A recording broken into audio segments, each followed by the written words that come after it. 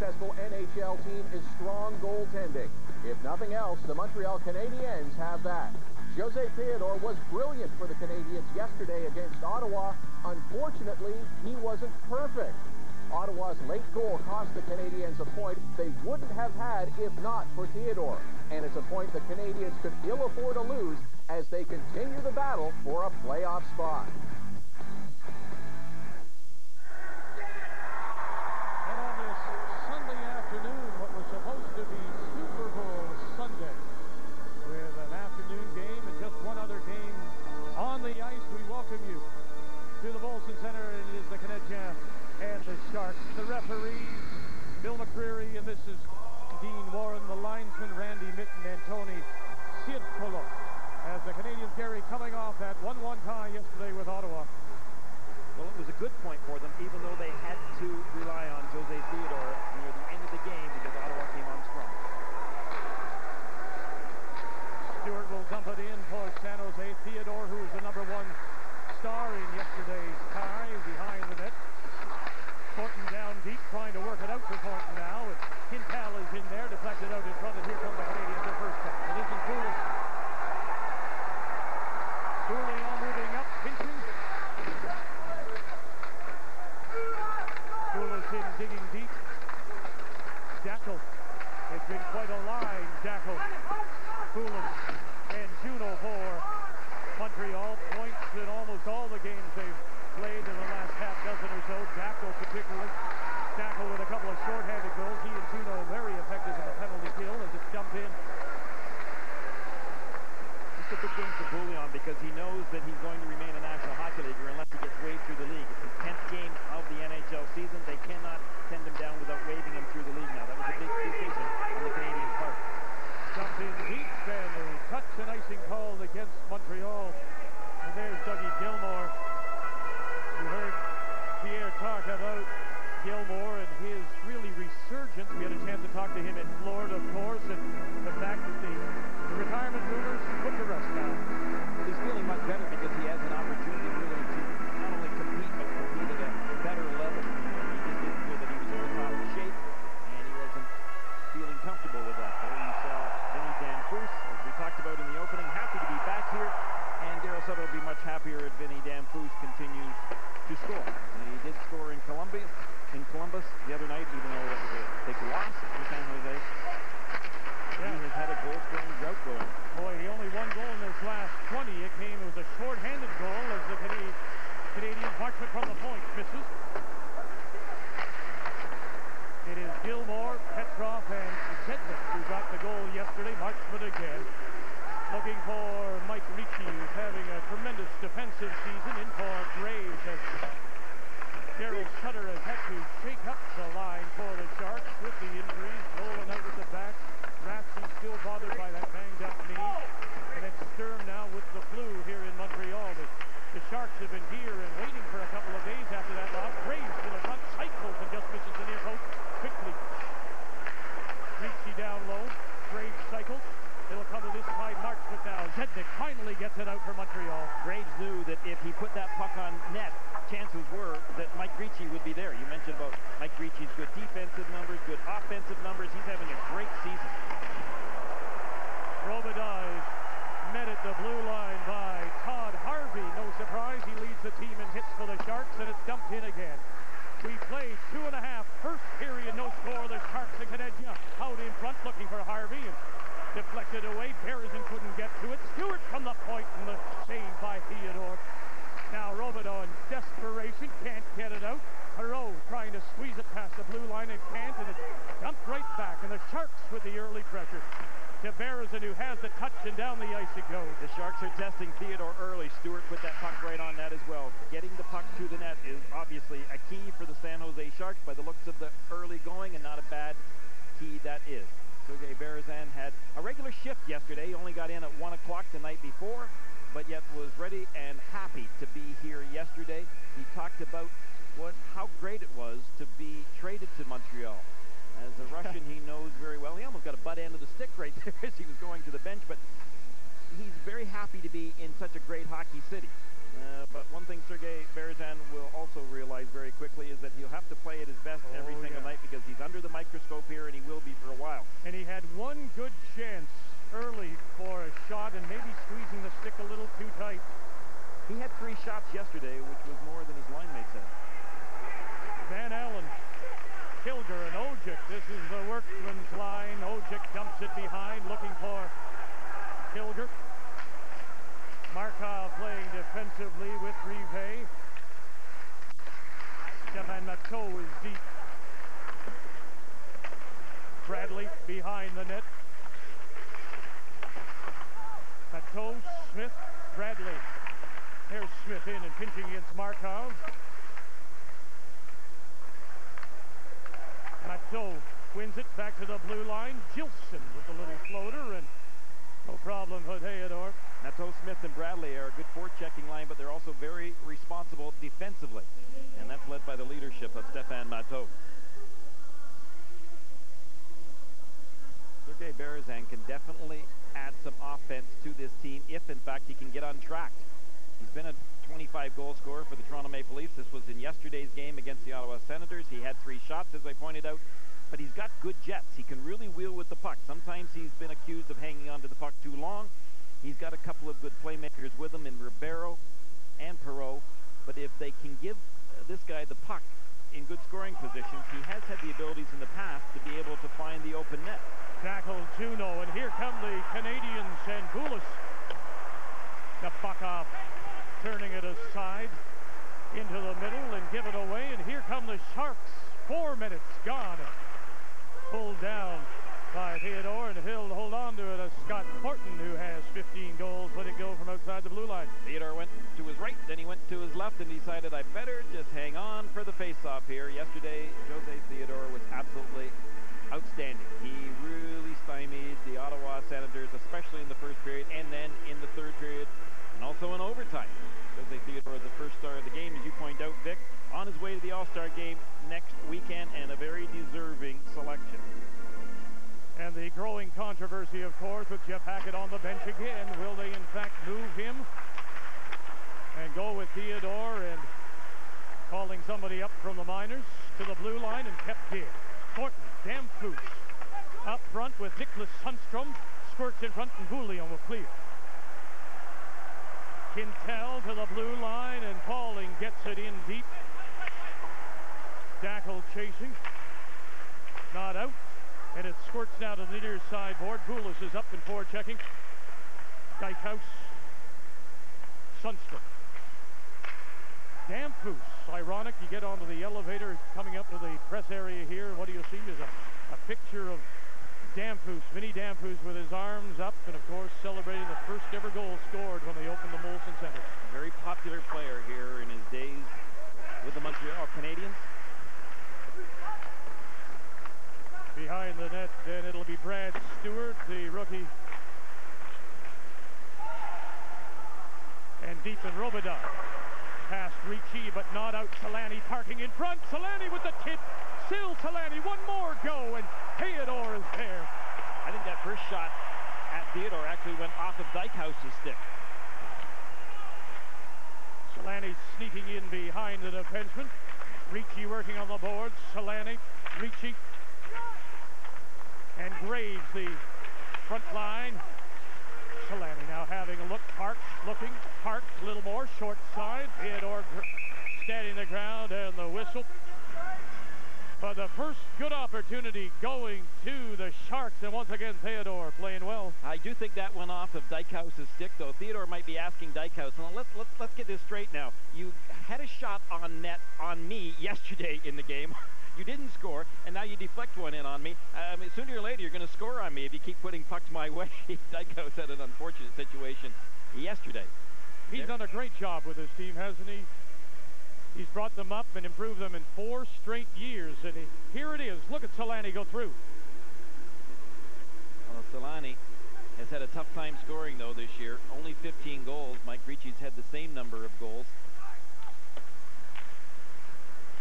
Berezan, Ribeiro, and Perreault, the forward line for Montreal. And it's thrown in deep to Bakov.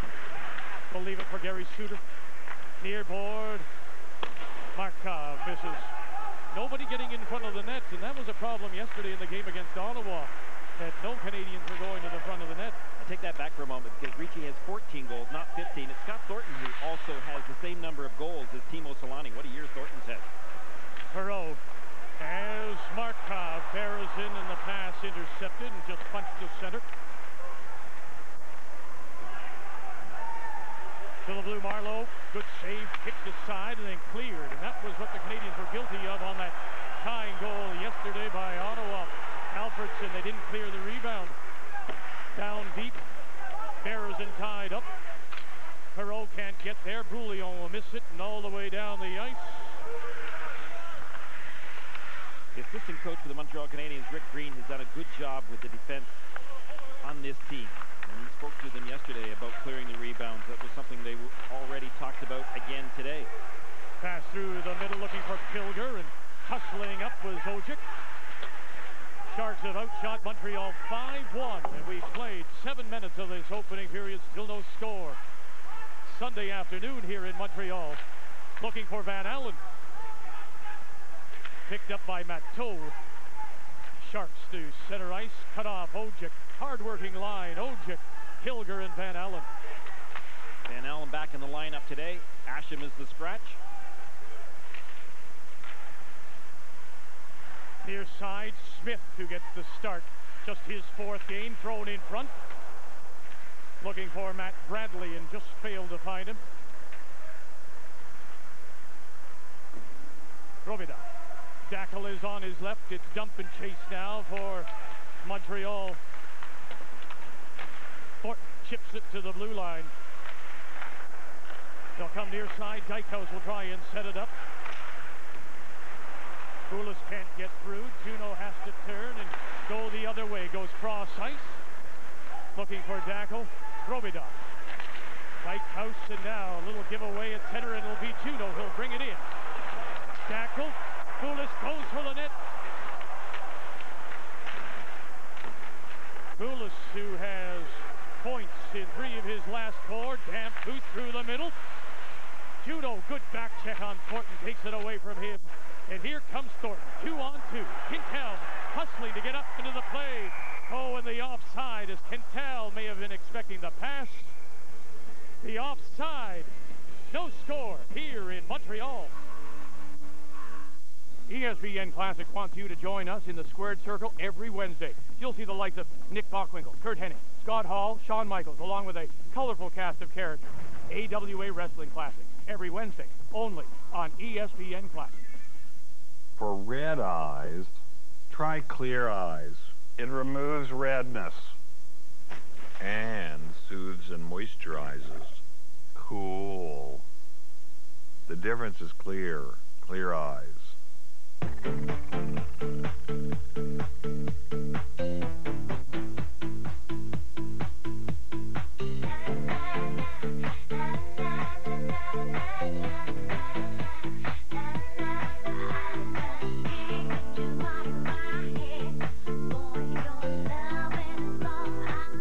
When was the last time you dreamed about a family vehicle? Introducing Flex, the all-new crossover from Ford.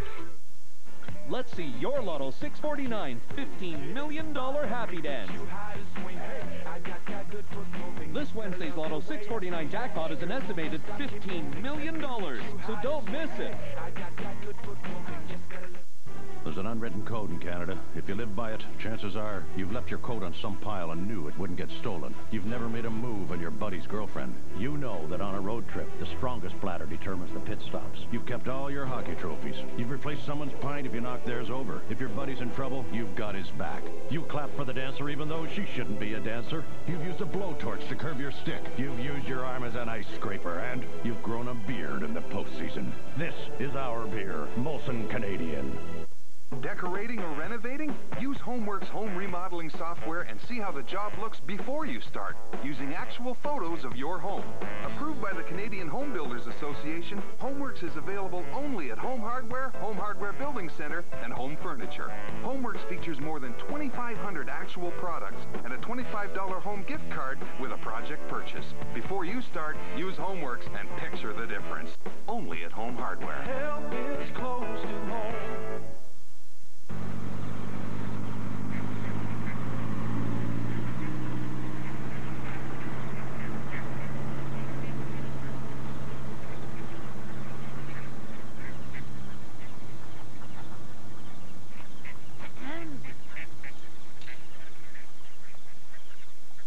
Children under the age of 16 should always ride appropriately sized ATVs. For recommended guidelines and more information, contact the Canadian Off-Highway Vehicle Distributors Council.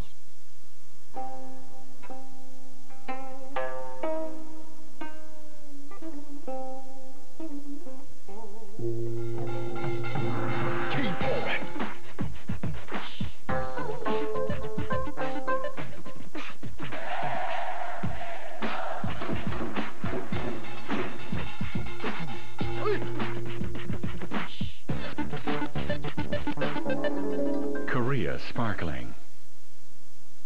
Here's Lemieux. The center penalty coming up. Look at Lemieux. Oh my heavens. What a goal. What a move. Lemieux. Oh baby.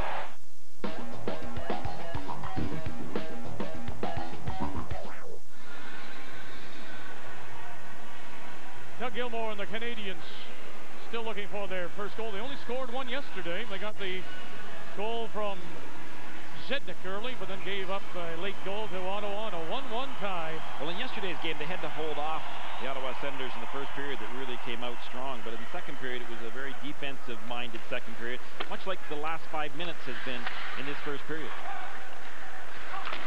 Perreault, Berezin, and Dackel up front for Montreal. Rivet is back for the Canadiens. 6-3 shots on net for San Jose, but José Theodore hasn't really been tested that much. A lot of the pucks that have come his way have really just been put on net by the San Jose Sharks, looking for a rebound to tip in. Somebody in front battling. Suter brings it across, takes the shot himself. Oh, just couldn't hang on, but cleared this time by the Canadiens, and Perreault goes chasing. Awkward kind of shot from Suter. Handcuffed Theodore there. Now deep. And Julio, and he'll get there first. I think the Sharks are purposely trying to go a little high on Theodore, looking for some rebounds. Theodore gave up a fair number of rebounds yesterday, but you know something? Coaches don't mind that as long as the guy is capable of stopping that rebound. And also, and coaches like it much better when the defense does a better job clearing than the defense of the Montreal Canadiens did yesterday. They're doing a little bit better job of that in this game today. But this man will go with José Theodore the rest of the way. He will be their go-to guy. Hackett will get the opportunity from time to time to spell off Theodore, but unless they end up trading Jeff Hackett, Hackett won't see probably an awful lot of ice time the remainder of this season here with the Montreal Canadiens. $3.4 million. It's a lot sitting on the bench. One report in the Montreal paper had the Toronto Maple Leafs sniffing around looking for a possible deal as a backup to Curtis Joseph. Down deep, Matteau has Smith to the front of the net and taken by Boulian. You know, if Jeff Hackett had his druthers, though, I think he'd rather stay here than go off to Toronto and be Curtis Joseph's backup. Good chance. Oh, Theodore. Great save. Oh, another chance and off the post. As Smith had a chance. One more. Finally, they put it in, and the Sharks have a 1-0 lead. Well, we were just talking about that, weren't we, Vic? Clearing some rebounds. José Theodore had to make way too many saves on that last flurry. And for this fourth line of the San Jose Sharks, as we commented on earlier this period, they've been doing a good job forechecking in this game and are also very responsible defensively.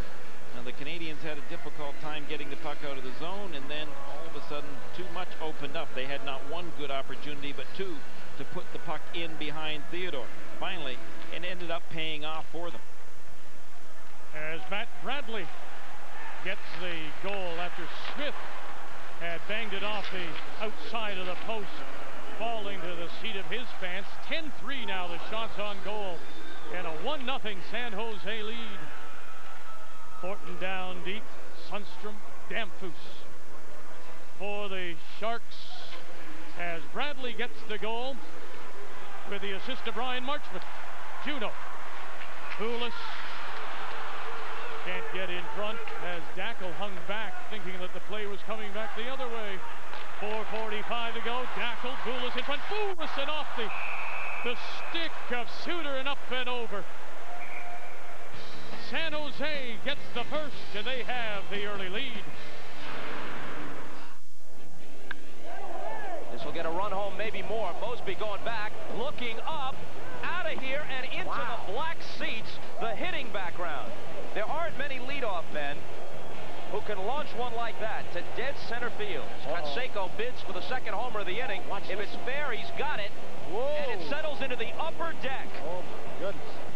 A double by Weiss and a pair of monumental homers from Ricky Henderson and Canseco.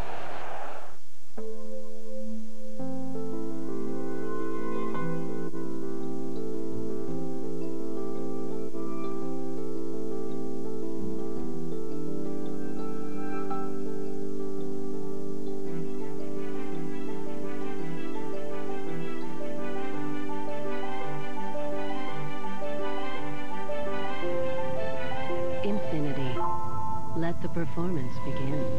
Official sponsor of Cirque du Soleil. As Mother Nature, I'm proud of Mott's Garden Cocktail. 2 servings of vegetables. Zesty, smooth, and surprisingly delicious. I sure know how to pick them. Vegetables. I'm talking vegetables. Mott's Garden Cocktail. Decorating or renovating? Use Homeworks home remodeling software and see how the job looks before you start, using actual photos of your home. Approved by the Canadian Home Builders Association, Homeworks is available only at Home Hardware, Home Hardware Building Center, and Home Furniture. Homeworks features more than 2,500 actual products and a $25 home gift card with a project purchase. Before you start, use Homeworks and picture the difference. Only at Home Hardware. Help is close to home. Hola, este es un nuevo motor Rocket E8 de Motorola. Parece un teléfono, pero con solo tocar el botón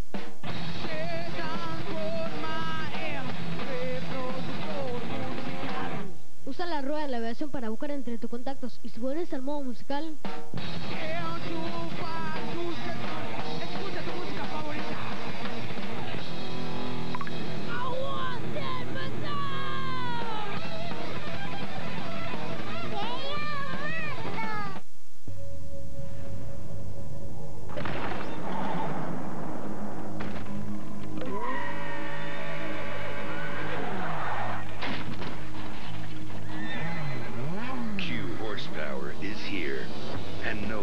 Synthetic oil delivers more power than Q horsepower, which is why it's recommended by Ferrari for every oil change.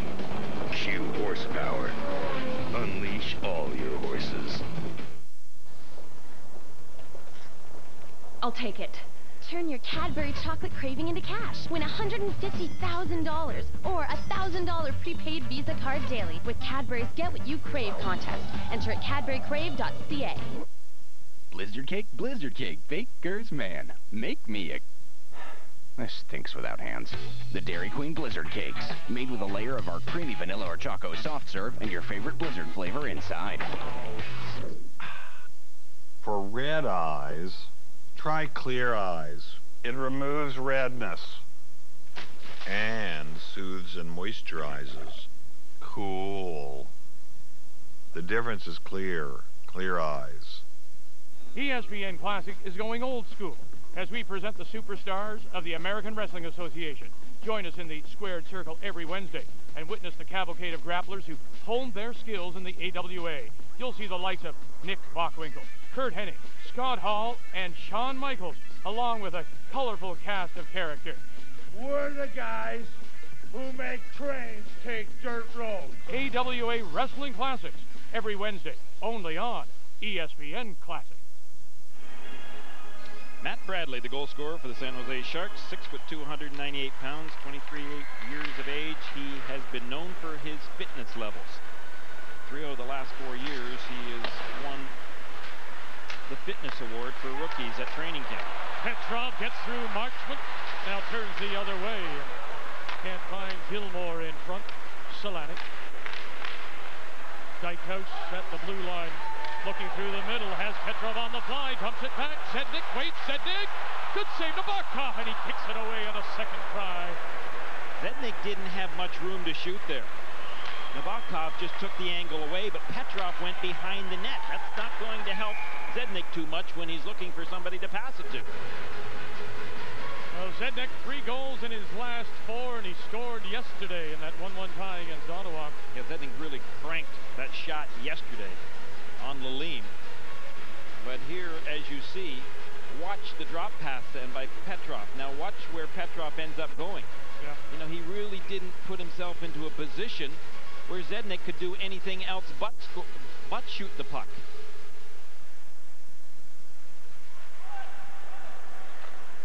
Under 4 minutes to play, 1-0 Sharks in this opening period in Montreal.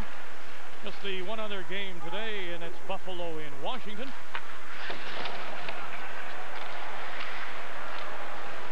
Perreault misses the pass, kept in and turning and fired. It was Todd Harvey. And here come the Canadians, 3:30 to go. Perreault drops it back. Rivet moving up and pinching. Perreault, shooter back. Stewart can't get it out, finds Berezin one time, now Berezin again. Trying to get away from the hook of Harvey. And now a little shove from Harvey. Arkov, cross-ice pass doesn't work. Quintal, and then Perreault couldn't bring it down. Full change for the Canadiens. No icing call, Quintal is back. Matteau is up and forward checking. Gilson, near side. Bradley, the goal scorer, just dumps it in. Matteau is left to chase. Theodore. And then Ojic. Van Allen. Kilger chasing. Bouillon just got a stick right in the face. Matteau brought his stick up, caught Bouillon in the face. It's been tough going for the Canadian players out there. Ojic deep. Kilger coming in, and he couldn't handle the pass. This one will go for icing.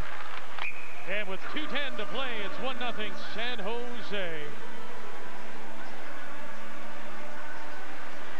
Well, for the Montreal Canadiens, they're desperately trying to find a way to break through the tight checking of the San Jose Sharks.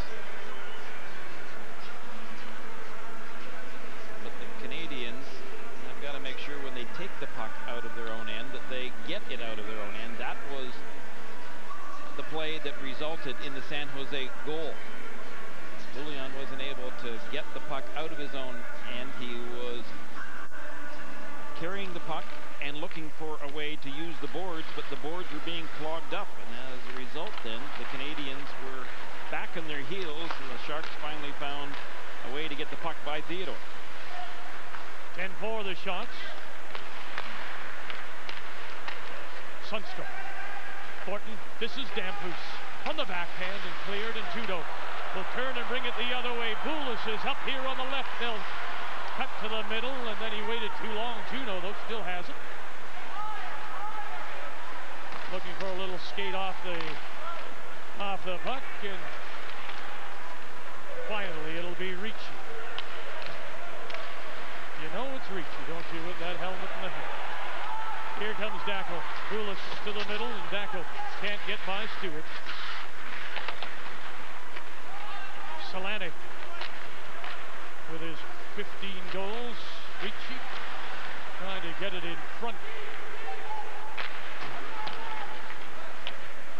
Coming up to the final minute remaining here in this first period. Zednik, Gilmore, Petrov, Gilmore, Petrov. Gilmore going to the net. He drops it back. Markov, little push, little shove in front, and no penalty as Gilmore is brought down. Once again in front. Zednik Can't make the deflection.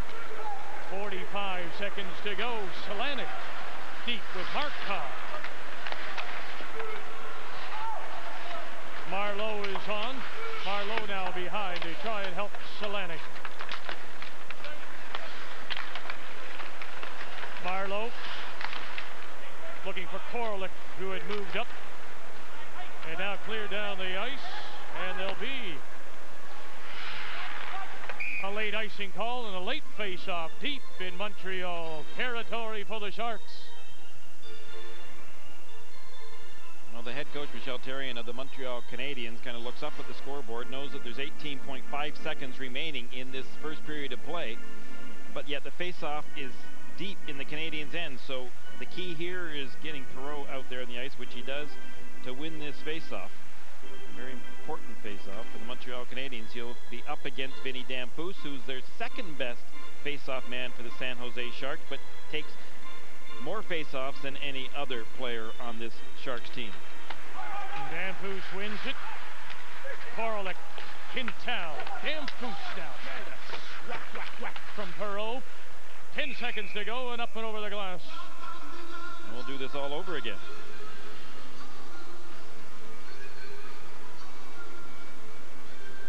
Vinny Damphousse is off to the All-Star game next weekend.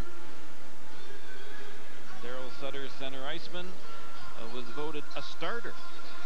Somewhat of a bit of a surprise by a lot of fans, but obviously fans in the West like Vinny Damphousse. Beaten again by Perreault.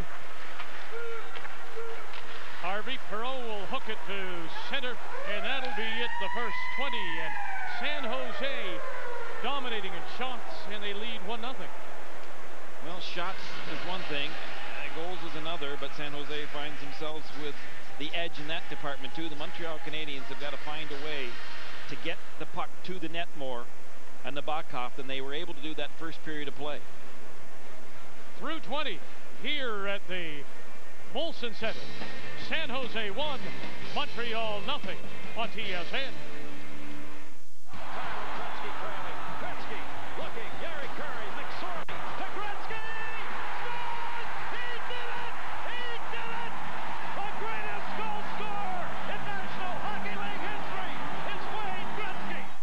ESPN Classic is going old school as we present the superstars of the American Wrestling Association. Join us in the squared circle every Wednesday and witness the cavalcade of grapplers who honed their skills in the AWA. You'll see the likes of Nick Bockwinkel, Kurt Hennig, Scott Hall, and Shawn Michaels, along with a colorful cast of characters. We're the guys who make trains take dirt roads. AWA Wrestling Classics every Wednesday, only on ESPN Classic. Tired of patchy brown grass that just won't grow no matter how hard you try? Want this summer to be different and finally have the lush green lawn of your dreams? Forget about gimmicks. It's not the mulch. The real solution is in the seed. Introducing Quick Lawn by My Magic Garden, the world's first and only 4-season grass seed. An amazing breakthrough by university scientists for a lawn that grows faster, thicker, and lusher than any other grass seed on earth. Guaranteed. In lab tests under identical conditions, Quick Lawn sprouted 3 to 5 days faster than this widely advertised brand. Plus, it grew twice as thick and stayed fuller and lusher. The secret? Less fill, more and better seed. Quick Lawn not only grows quickly, it multiplies rapidly, chokes out weeds, and fills in bare spots. It's great for patches and perfect for lawns. Have trouble growing grass in the shade? With Quick Lawn, it's a breeze. Quick Lawn's strong, durable root system withstands even the highest traffic areas and outperforms rivals in any soil or climate under the toughest conditions. To prove it, we bought Quick Lawn and the other brand in plain plastic containers without any soil at all. Under the exact same conditions, Quick Lawn still sprouted faster and grew twice as thick. For eliminating pet urine spots, Quick Lawn is as good as they come. And when it comes to price, Quick Lawn wins hands down again. Why spend $19.95 to cover just 50 square feet when you can order Quick Lawn for only $15 and cover 500 square feet? That's 10 times the seed for a fraction of the price. Wait, there's more. Order right now and we'll double the offer to 1,000 square feet. That's only 1.5 cents per square foot. Don't miss this incredible dealer direct price of only $15 plus shipping and handling. Put Quick Lawn to the test in your yard. If you're not 100% thrilled with your lawn this summer, just return the packaging for a full product refund. Call now.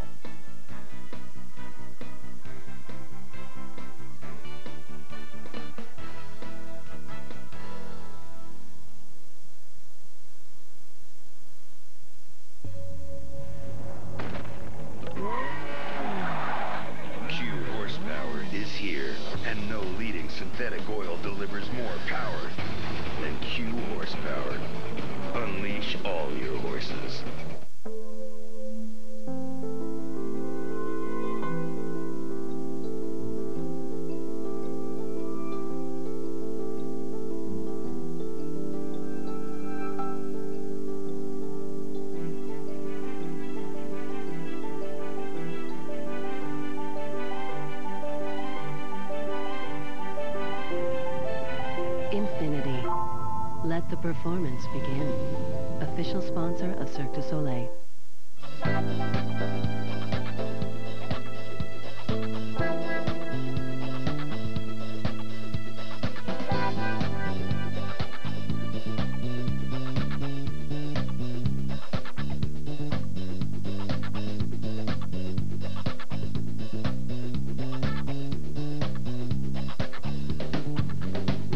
ESPN Classic is vintage cool. Call your local cable or satellite provider to order today.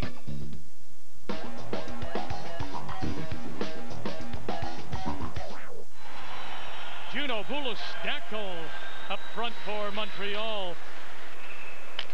Facing Thornton, Danfus, and Sundstrom for the Sharks as the second period underway here in the Molson Center. Juno Bulis, little give and go, and it'll slide through Nabokov. And a quick whistle. Canadians came out with a little bit more jump, and Joe Juno was the man that said they had to do that. So who better to start than a man that already indicated that they all had to step it up. In that first period of play, the Montreal Canadiens weren't able to fight through the trap that the Sharks set up. Nabokov hoping to find out in about a week's time whether he'll be able to play for Russia at the Olympics. Of course, he plays, and he's a native of Kazakhstan, and many years ago played in an international tournament for Kazakhstan, and that apparently rules you out then for playing for somebody else. And he has appealed, and he'll find out in about a week. Dackel. Bulis. Again, nobody driving for the net, Gary, as Dackel sort of held back again. And you think back to the game last week in Florida and what Dagenet meant to the Panthers going to the net and deflections and causing some commotion in front. Well, one thing the Canadians have got to do when they go to the net is not just go to the net and go behind it, as Petrov was guilty of twice on a shift. But they've got to actually go to the front of the net and give the puck carrier a little bit of option. Long shot from Graves, floats over Theodore. Graves again, another chance, Theodore. And the rebound, and this time clear. Here's a quick break if they can turn it into something. Zednik goes deep. Marchment back. Petrov in, pokes away. Gilmore behind. And finally, Solani off the glass and down the ice. And this one will go far enough, and we'll look for the icing here. Marchment was doing a pretty good job of tying up his man in front of the net. Marchment is the leader in the plus-minus category for the San Jose Sharks. Stefan Robida. Andre Savard, you see to your right.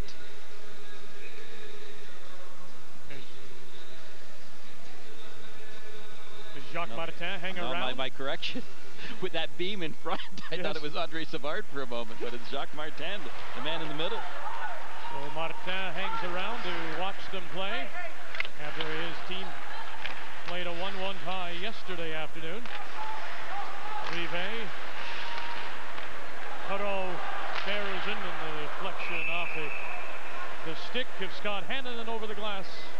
Get back to Andre Savard, though, for a moment, because after his trade that he made, sending Brian Savage for Berezin, that makes 17 players that he has acquired since he took over as general manager. Nabokov making one save.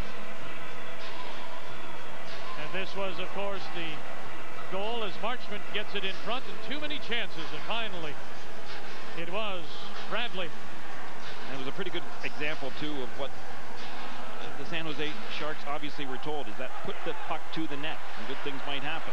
Rive to the net and held on to by Nabokov. And now a little push in front, another little push as Perot is in there. And getting back to that replay too for a moment, is that it's a good strategy by coaches when they know that a goaltender is as hot as José Theodore has been, is that don't try to beat him on a long shot, just put the puck to the net, but put the emphasis on the forwards then to battle away for possession of the puck and get in front of José Theodore. The old coaching strategy is a pretty safe one, is that if a goaltender is playing really well, then somebody get in front and block his view. Don't let him see the puck. Perot to take the face-off. Berezin top of the circle, and this one is won by the Sharks, and that's the first face-off that Perot fails to win. He had been 5 for 5 through the first period. Rive through the middle. Ribeiro can't pick it up. Korolek now turns, and then we have a whistle behind the play. When you take a look at some of the defensemen for the Montreal Canadiens, it will put a little bit of pressure on them, knowing full well that they also have some injured defensemen that once they come back will create a problem. And that problem is always a good problem to have for a coaching staff, and especially Montreal Canadiens coaching staff, who over the course of the last few years have had a depth problem. As Rolly Melanson was talking to me about prior to, the Montreal Canadiens have had some depth problems in the past, but they're in a much better situation since Andre Savard took over. Smith, Bateau, and Bradley up front. Smith is ridden off the puck. Near board, down deep, Bateau. Bradley to the front of the net. Now it's Bateau. Ojic is there to check in. Now Quintal putting a shoulder in. Lets him get away. Smith. Bateau. Bradley's stick is broken, and so it's basically 5-on-4 right now. He has his new stick. Kilger gives it away in front. And down the ice, and we've got a penalty behind the play. And the Canadiens have a problem playing this fourth line for San Jose. Bill McCreary with the arm up, and the holding call as he points towards the Canadiens bench. Michel Therrien just kind of beside himself, and not just because of the penalty that Quintal ended up taking, but because of the fact that Matteau, Smith, and Bradley have given the Montreal Canadiens so much difficulty in this game. The fourth line for the San Jose Sharks have really forechecked well deep and have gone to the net, and it's given the Montreal Canadiens defense a real challenge in order to keep them away. That fourth line has got some decent size for the Sharks. First penalty of the game. Quintal gets a couple of minutes for holding. Now the penalty killing for Montreal has been very good. They have not allowed a power play goal in 9 of 10 games. Last time was when we were in Florida just a week ago. They were good on 3 power plays against Ottawa yesterday. Damphousse, Dackel, and Juneau very good at the penalty kill for the Canadiens. They know each other well, and they're very active as penalty killers, Gary. Well, I'll tell you one guy who is really happy that they're good at killing penalties lately, and that's Craig Rivet, because he took 3 consecutive penalties in the game yesterday. Suter deep for Solani. Damphousse will take control. Solani. Little give and go, getting it back to Suter. Square pass in front, deflected, but it'll be Damphousse who takes control. Dackel. Damphousse has a look. Solani. Suter. Solani. They're keeping it outside the box. Down low now, in behind. Damphousse. Thornton. In front, too far for Sundstrom. And all the way out, and we have 1:05 remaining and no shots yet for the Sharks. This Sharks power play has really been disappointing this year when you consider the talent. They're 19th in the league on power play. Sundstrom, Suter, has a look to the right. Shot through, goes off Dykehouse, and it's cleared again by the Canadiens. Got a good power play defenseman in Gary Suter, and Brad Stewart really is one of the great young defensemen that this league has. Ricci has come on. Suter to Stewart. And then Solani trying to run a little interference at the blue line. Yeah, but against his own man. Down low, Graves. Solani. 20 seconds remaining in the penalty to Quintal. Stewart has a look, gets it at the net, and cleared away. And here they come, the Canadiens coming back the other way. Kilger and Van Allen doing the penalty killing. And look at the work by Kilger as he's brought down by Stewart. 5 seconds left in Quintal's penalty. Ricci to the blue line. One last chance on the power play for the Sharks. Graves goes to the front, and Ricci can't get it through. No shots on the power play for San Jose. Dykehouse, Rive. Quintal is back on. second, still 1-0 Sharks. Korolik down this left side. Korolik lets it go, and it got through. And just enough of a deflection by Theodore to play it off into the corner. Now Petrov gets it in. Marchment will take control. Marchment getting away from Gilmore to Korolik. Up front, Barlow. Here, Barlow to the front of the net. Doesn't get there. Petrov for Montreal. Petrov trying to get away, and there's the penalty. The arm goes up as Petrov is brought down. So the Canadiens will go to the power play for the first time when we come back to Montreal.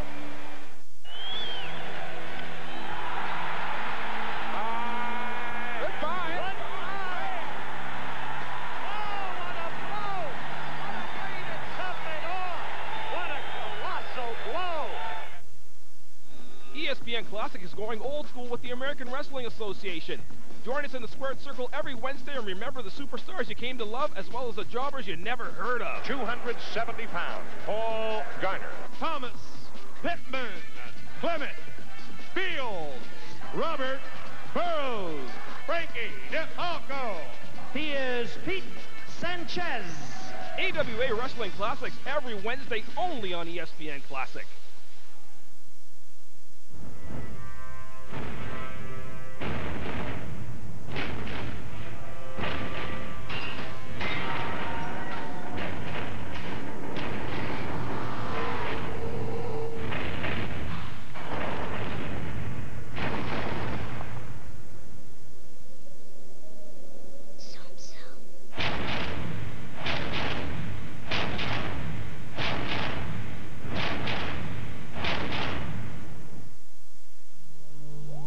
JVC Averio camcorder with 7-megapixel resolution to catch all the action. The JVC Averio includes a high-performance quality lens, up to 37 hours of hard disk recording, one-touch DVD creation, and it's fun and easy to use. JVC Averio, the perfect shot every time. JVC. There's no secret to what makes a beautiful room. It's the right design and the perfect colors. Colors that reflect who you are. Rich, luxurious colors specifically designed to remain beautiful for years. Designer Series paint with ceramic microspheres is more scrubbable, more stain resistant, more durable. For fabulous results, use premium Designer Series paint by Beauty Tone. Colors for living. Exclusively at Home Hardware and Home Hardware Building Center.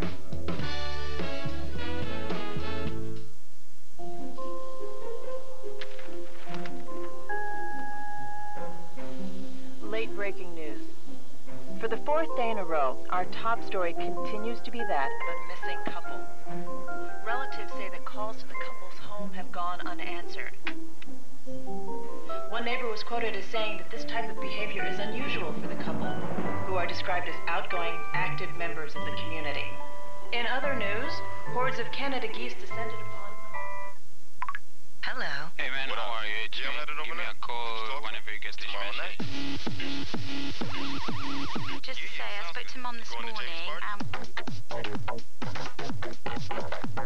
Alright, cool. Okay. No, basically. What are you asking to tell me? Yeah. Not really. I said we'd be there all day.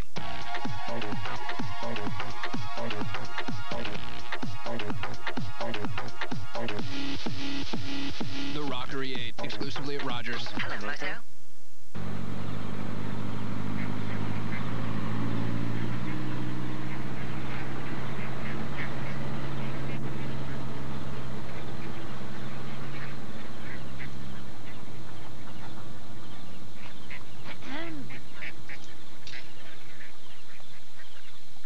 Children under the age of 16 should always ride appropriately sized ATVs. For recommended guidelines and more information, contact the Canadian Off-Highway Vehicle Distributors Council.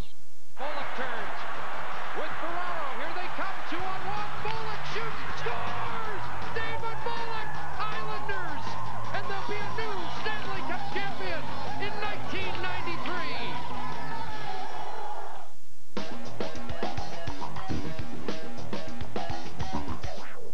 Steve Bancroft's in the penalty box right now, and the Montreal Canadiens go on the power play. Bancroft just put his stick out there, and Boulos ended up trying to go over it, ended up going down, and Bancroft gets the penalty for it. That was Perreault's opportunity previous. Down deep for Juno.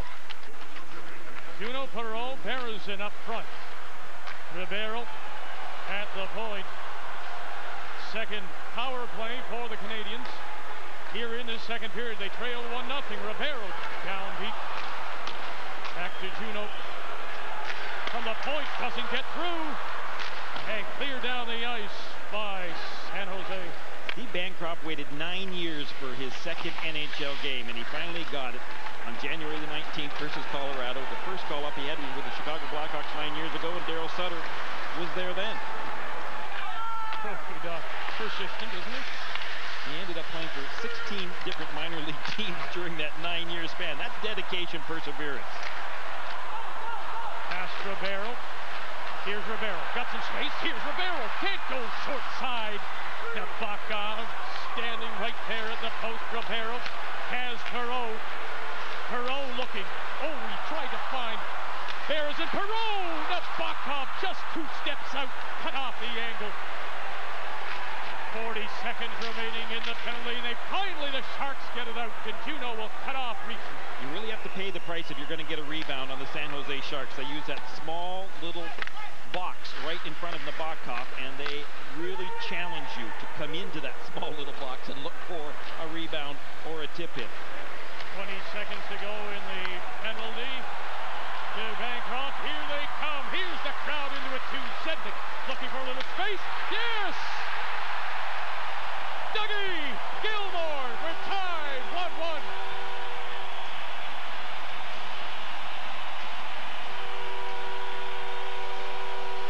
Smart play by Gilmour. He read that pretty well. He knew exactly what the San Jose Sharks were doing. They were playing that small disciplined box in front of Nabokov, and so as soon as he saw the opportunity for them to break that box, he didn't try to go in the middle of it. He ended up going to the side of it, where nobody else was.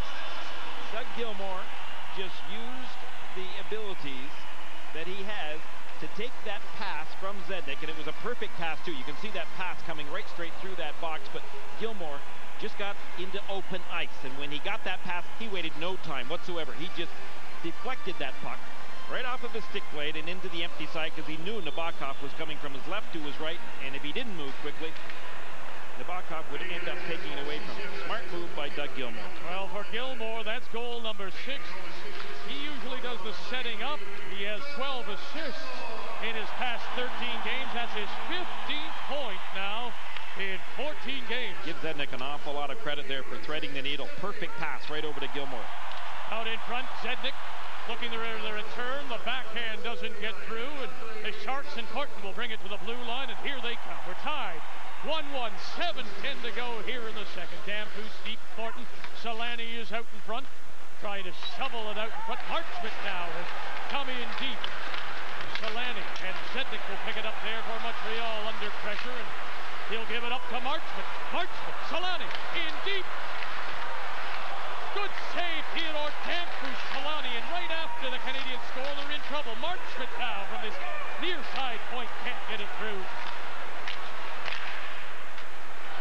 Van Hanen off the deflection. Here they come. Zednik. Petrov is hustling up. Gilmour tries to dance around Marchment and can't. This line has got to be tired. Zednik. Petrov behind the net. Can't control. The Canadians will make a change as Koralik brings it up ice. Oh, rebound again. Cleared this time, and here they go. Ojic is ridden into the board by Suter. As it's picked up now. 6 minutes to go here in number 2. And the offside, a little pushing, and down goes Ojic. Ojic went down because Harvey put him down. Todd Harvey is a tough competitor, and Ojic just lost his balance and now is having some discussions with Bill McCreary as to how he got that little scratch on his chin, perhaps.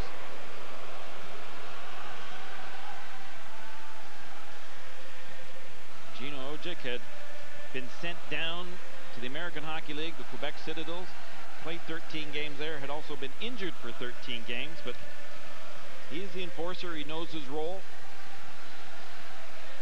But he can also score. He has 3 goals in his last 5 games. So, you know, it's funny what a little trip to the minors will do for players.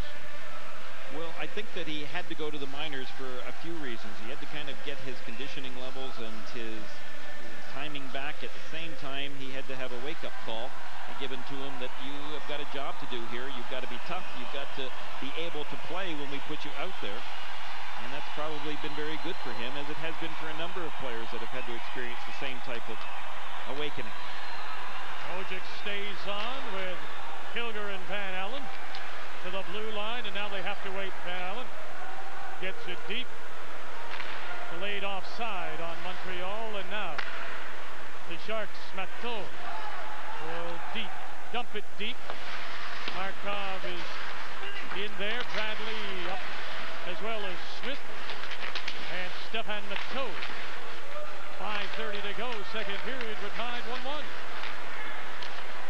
Pass Stewart, and now deep again. To the blue line near side. Here we go. Ojic. Van Allen through the middle. Kilger's going through. Oh, and he was ridden by Smith, and Kilger slow to get up. They work hard. We're tied 1-1.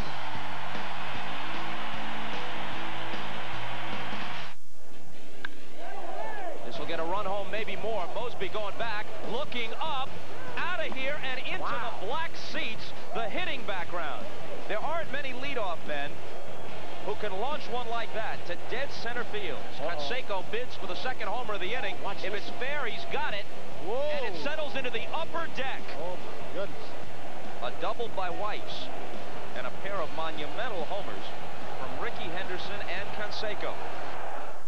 For red eyes, try Clear Eyes. It removes redness and soothes and moisturizes.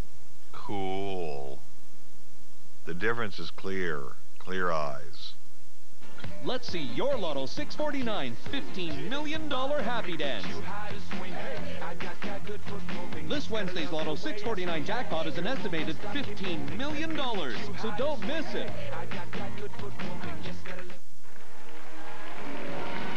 It's a story. The best parts about hockey are the stories, the drama. That's a major league collision right there. And you create it.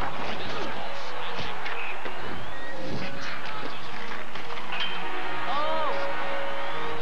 I'm a sucker for drama. What can I say? Rated everyone 10 and up. Console now starting at $199. Hello, I'm a Mac. And I'm a PC. And I'm a Mac genius, and I'm here to announce that it's easier than ever to switch to a Mac. Easier? What's she talking? Oh, see, PC, when you buy a Mac at the Apple Store, Mac Genius will transfer your files from your old PC to your new Mac for free. We do all the work. Oh, no. My frustrated users don't need to hear about that. You see, fear of switching is the foundation of customer loyalty for PCs. So, we'll just shut this down. What are you doing, PC? Going off the air.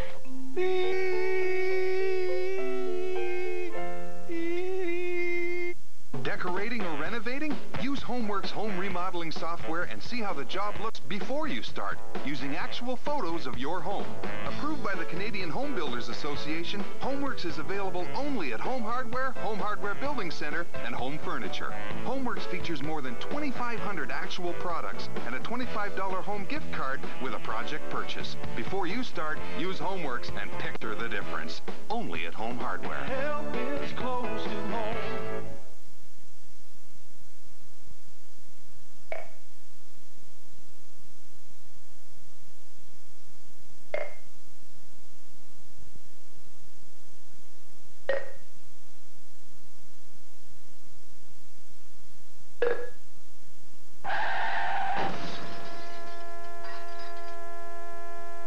It's time to change the meaning of Taiwan On. Support Project Red Ribbon. Support safe, sober driving. Mark Smith ended up picking up a penalty for his work on Kilger, as Kilger was desperately trying to get to the net and look for that opportunity to put his team up. And Mark Smith He's 24 years of age and hails from Saskatchewan, is a very defensive, responsible player, and he has been key on that fourth line today with Matteau and Bradley. Playing only his fourth game. And it's interesting because you thought had Kilger not gone down, he may not have gotten the penalty, but maybe that little bit of extra. Referee looks at it a little differently as the Canadians are called on the offside. Now, the Canadians have definitely been fighting harder to get through the neutral zone and to get to the net in this second period. Something that they didn't do very well in the first period of play and have found big improvements. There you see that penalty to Smith, and with Kilger going down and crashing into the net, hooking was the call on Mark Smith. Canadians are 1 for 2 on the power play. They've had 3 shots. Gilmore's power play goal tying it up. Harrison deep. Ribeiro and Perreault up front. Kept in by Juno. He goes cross ice, and then Graves. That was a tight pass, and Graves played it well, deflecting it to center. Now Dan Foose is up in 4, checking as Barrison will start it up. Juno can't find the handle, and here we go with Markov. 120. Markov brings it around the boards. Perreault can't win it. Marchment for Dan Foose. Markov kept in. Ribeiro. Nobody to the net. Juno. Dan Foose working him over.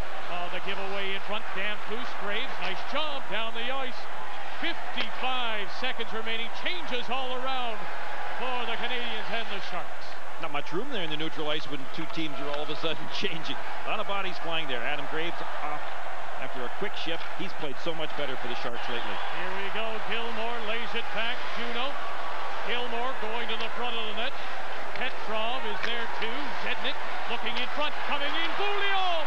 Nabokov makes the save, and the Sharks will clear. Zednik doing a good job paying the price, standing right in front of Nabokov. Bouillon went high with that shot rather than going low. I think if he ended up going low, there may have been a better opportunity for a rebound to come out. Going deep now. Gilmore lays it back. Zednik can't get it through. Here's Bouillon again. 8 seconds remaining. Gilmore looking. Coming out in front. Will it fall? No. 2 seconds remaining, and the penalty is over. Gilmore. Petrov. Here comes Smith. We're all even. 3:10 to go. Petrov, short side. Nabokov doesn't move. Nabokov just stood his ground. He knew that Petrov had no angle. Reaching.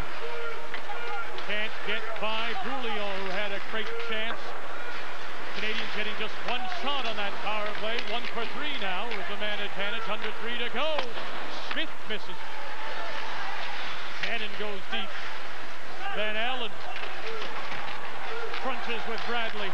Matteau is up. Smith out of the box and on. Canadians can't clear.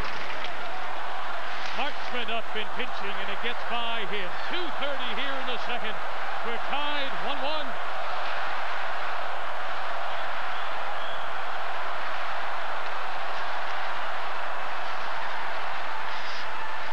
Canadians will go through Bouillon down the ice. Icing is waved off. Dan Foose couldn't control the pass at the center red line and dumped right back.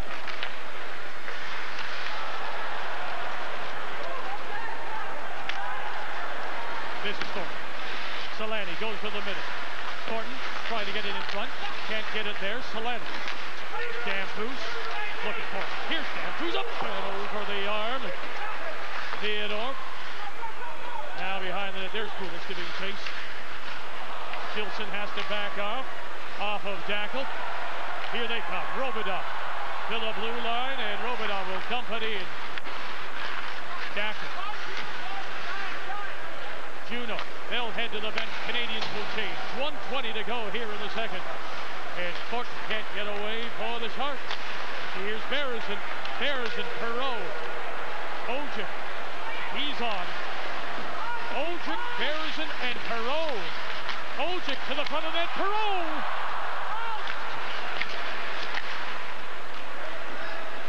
And now Rivet. Ojek on with Perreault. Ojek Ojic. Bear is in! Oh! It fell for Ojic. Couldn't get a stick to it. Bear is in turns, and Nabokov saved! Under a minute to go. Great pass by Ojic. Perot and Berzan might need a player like Ojic on their line. Here we go. Onside. Pull down. Arm goes up.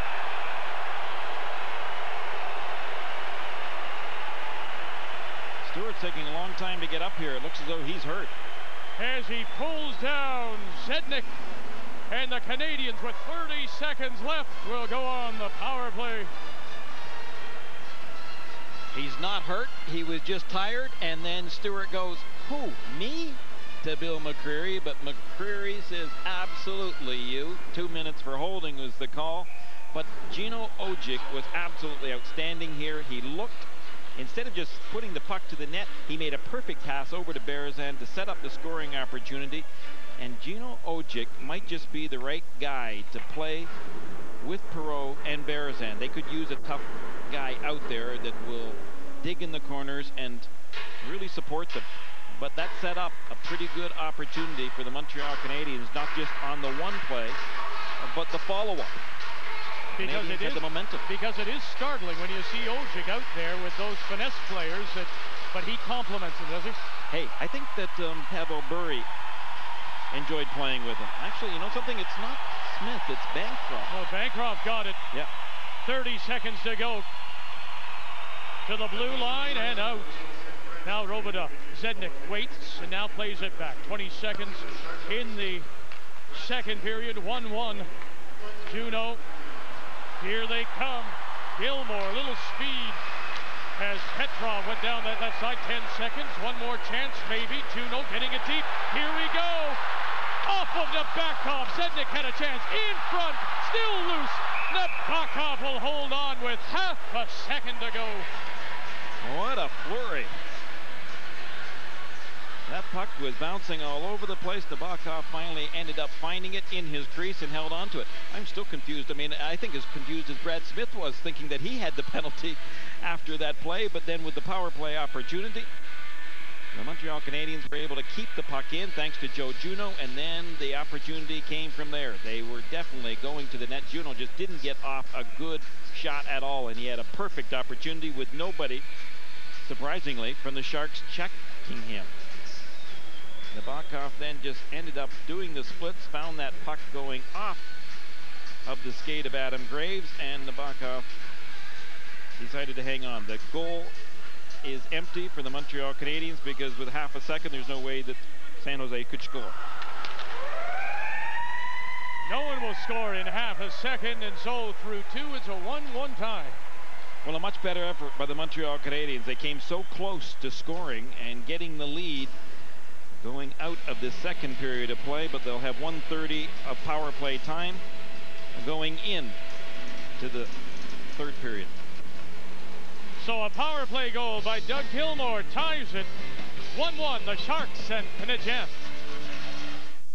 ESPN Classic gets into the squared circle every Wednesday with the American Wrestling Association. Remember the superstars you came to love and hate, as well as the jobbers you never heard of. AWA Wrestling Classics every Wednesday only on ESPN Classic.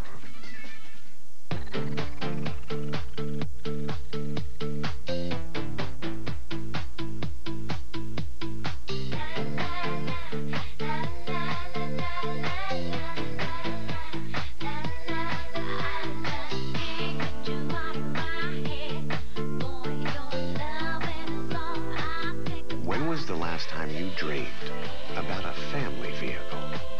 Introducing Flex, the all-new crossover from Ford. Hello. Hey man, how are you? Give me a call whenever you get this message. Just to say, I spoke to Mum this morning. Alright, cool. Okay. No, basically, you seems to tell me. Yeah. Not really. I said we'd be there all day.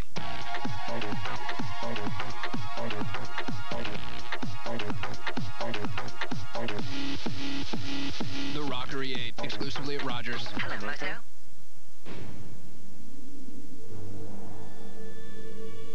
Jimmy? Casey?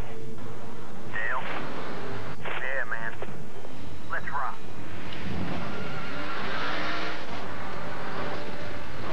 When you're Hendrick Motorsports, every race is a battle. And every win comes with Q Motor Oil technology. And there's a Q horsepower specially designed to help maximize the power. In your car. Unleash all your horses. The Coors Light Mystery Mansion is back. So bring us your brave, your adventurous, bring us your daring, and your desperate. And they still won't get in. The only way you can get in is to win. So look inside specially marked cases for your chance to spend the ultimate weekend at our house. Must be 19 years old. No purchase necessary.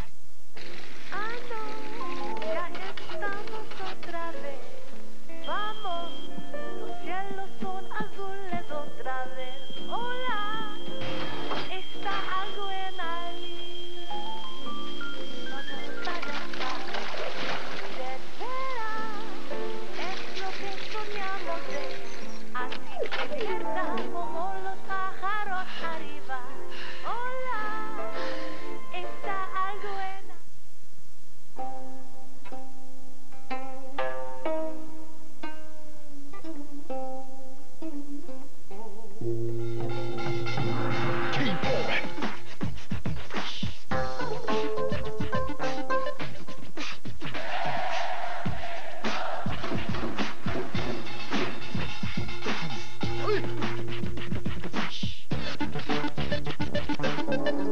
Korea sparkling. Timlin. Nixon bunts. Timlin on it. Throws to first. For the first time in history, the World Championship banner will fly north of the border. The Toronto Blue Jays are baseball's best in 1992.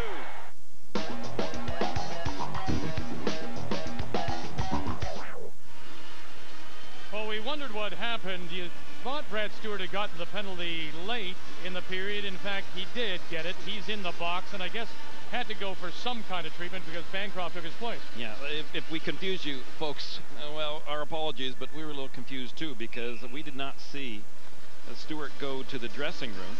And, in fact, we saw Stewart questioning the call, but then Bancroft ended up in the penalty box. But they got that all straightened out. Stewart is back where he belonged in the first place, and the Montreal Canadiens, with 1 minute and 30 seconds still remaining on Stewart's penalty, will have a good opportunity to take the lead here on the power play.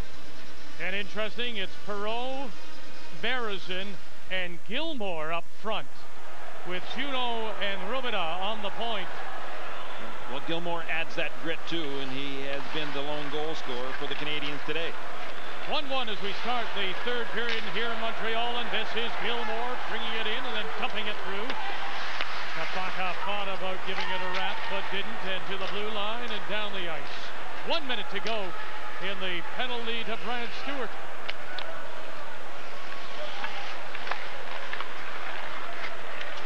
Juno will wind it up for Montreal. Gilmore and deep. Ricci and off the Canadiens player, I think. Juno pinching and into the bench in the face-off with 48 to go. Well, Michel Therrien might like what he saw in the second period far better than he did in the first. His team definitely hustled much more. José Theodore was hot as he has been for a long time now. Berezin ended up with 5 shots on net after 2 periods of play. Dougie Gilmore got the goal, as you saw, and Berezin with yet another opportunity, and that was the setup coming from Ojit. Juno being muscled by Ricci, gets it in deep. Perreault can't get there, and then off the glass and down the ice, and Rubida has to hustle back. Nicholas Sundstrom is up in forechecking. Berezin, oh, he gave it away. Ricci, good save. Theodore can look at Berezin and say, what are you doing to me now? We're on the power play. 23 seconds to go. Berezin, that's how you make up for it. 2-1 Montreal.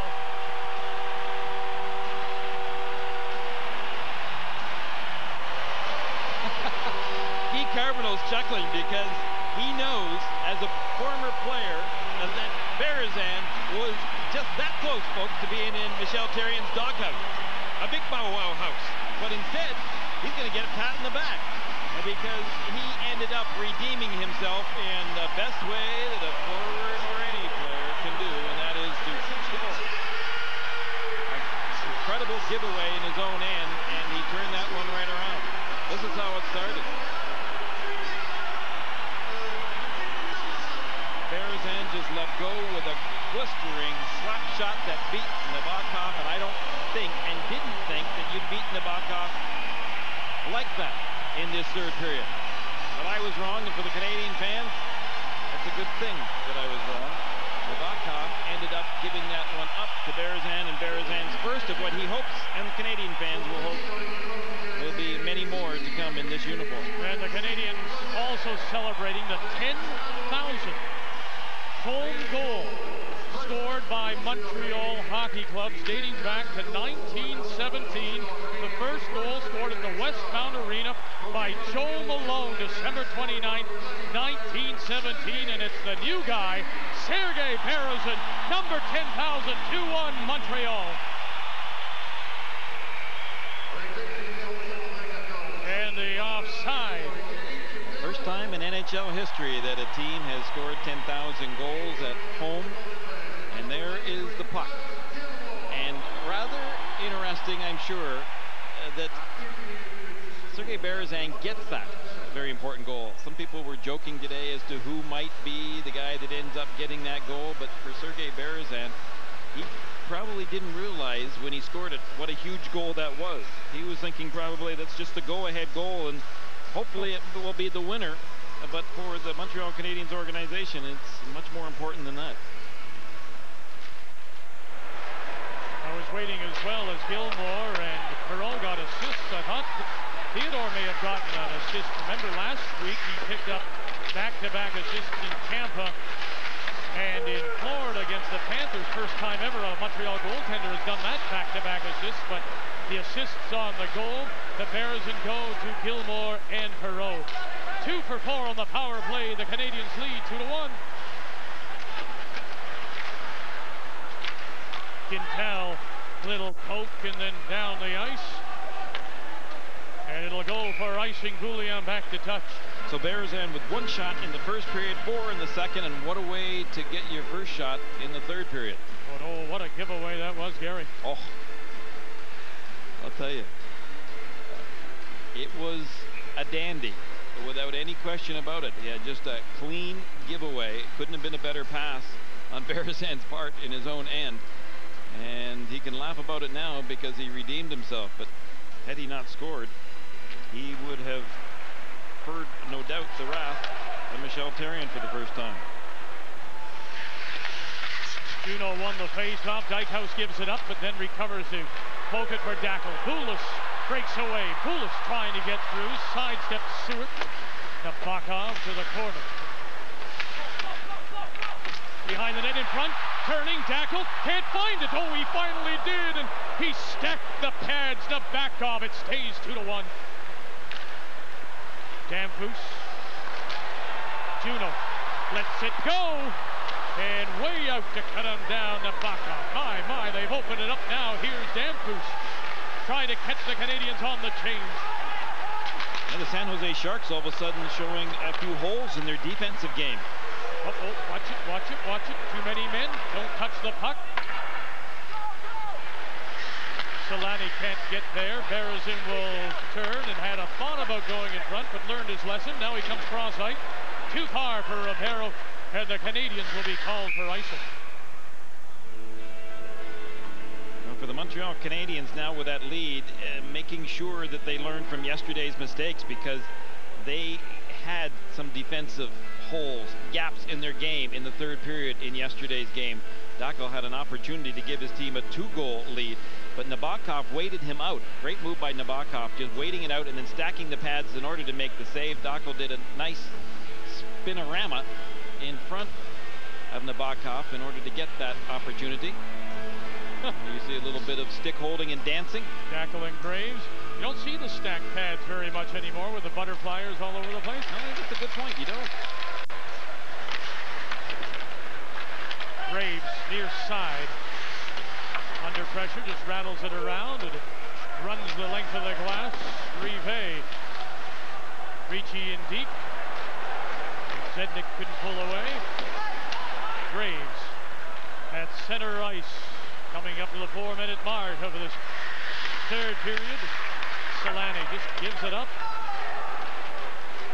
And Marchment is back and hustling. Marchment under pressure. Zednik, Petrov, Gilmore in front of the net. Here comes Bouillon. Oh, kick save. Nabokov got that right leg out. Bouillon thought about staying in there, but then realized that he's got a defensive responsibility with a 1-goal lead to protect. Here's Ricci. Orlek ridden off the puck as Bouillon did a nice job to pick up the man coming back. Zednik, Petrov. Petrov to the backhand. Can't get it through as Quintel was following up. Gilmore behind the net. Will pick it up now. Orlek off the glass and down the ice. The arm is up, and Bouillon is back, and the Sharks are called for icing. The San Jose Sharks may start to press a little bit more, which will give the Montreal Canadiens the odd additional opportunity. Two good crowds, back-to-back afternoons on this, what was supposed to be, of course, Super Bowl Sunday, but with the events of New York City and 9/11, they've postponed the Super Bowl for a week, so just the two games today with Buffalo in Washington, and also 1 o'clock Eastern start. I'll tell you what, I thought the game yesterday was good. The rivalry between Ottawa and Montreal is terrific. The atmosphere in this building, I thought, was outstanding in yesterday's game, and a good hockey game to match it. And it's like when the Maple Leafs come in here, the crowd is split. Lots of go Senators go Habs go. Dump deep now, Machola. Kilger puts the shoulder in there. Trying to work it out. Markov steps away from Harvey's hook. Through the middle, Kilger. Kilger, Ojek, Van Allen, that's the big line. Harvey looks to see who brought him down. That's Kilger. Take the number. Now Theodore under pressure. Hustle back. And Juno for Dackel. Pulas through the middle. Steps away, Dackel. And then nice play. As Sundstrom got back in the back check. Korolek now will play it back. And Korolek heads for the bench. But Dackel got caught with playing with that puck a little bit too long in the neutral zone rather than putting it deep. Here's Damphus. Damphus cuts to the middle. Damphus waits. And then Theodore maybe waited too long. Here they come, the Canadiens. Juno. Dackel is in the middle. Oh, and he just dummied it. As the Canadiens were caught on the offside. It's 2-1 Montreal here in the third.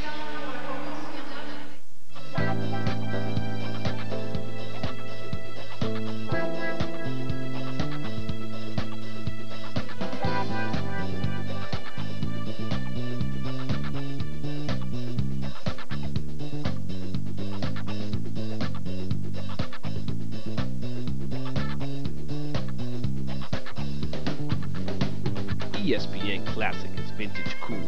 Call your local cable or satellite provider to order today.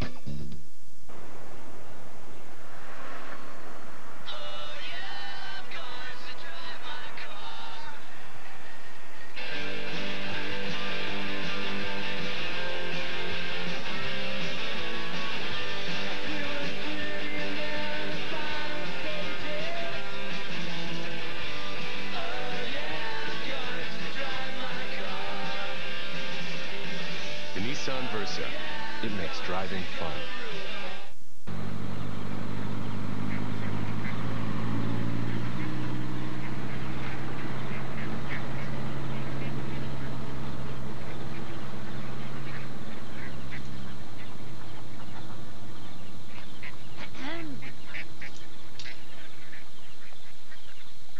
Children under the age of 16 should always ride appropriately sized ATVs. For recommended guidelines and more information, contact the Canadian Off-Highway Vehicle Distributors Council.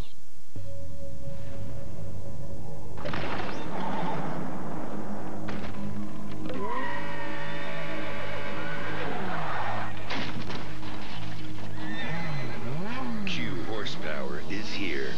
And no leading synthetic oil delivers more power than Q horsepower, which is why it's recommended by Ferrari for every oil change. Q horsepower. Unleash all your horses. There's an unwritten code in Canada. If you live by it, chances are you've left your coat on some pile and knew it wouldn't get stolen. You've never made a move on your buddy's girlfriend. You know that on a road trip, the strongest bladder determines the pit stops. You've kept all your hockey trophies. You've replaced someone's pint if you knock theirs over. If your buddy's in trouble, you've got his back. You clap for the dancer even though she shouldn't be a dancer. You've used a blowtorch to curve your stick. You've used your arm as an ice scraper, and you've grown a beard in the postseason. This is our beer, Molson Canadian. ESPN Classic is going old school with the American Wrestling Association.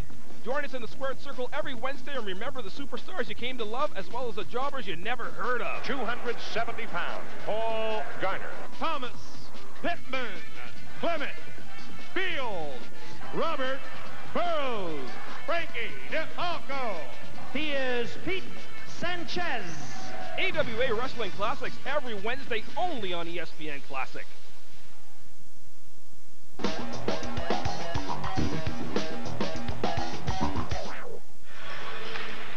Harrison's goal at 1:10 has Montreal in front, 2-1. As we played 6:20 of this third period. Dackle, Poulos, Juno up front for Montreal in the dump in. Marksman from the Bakov.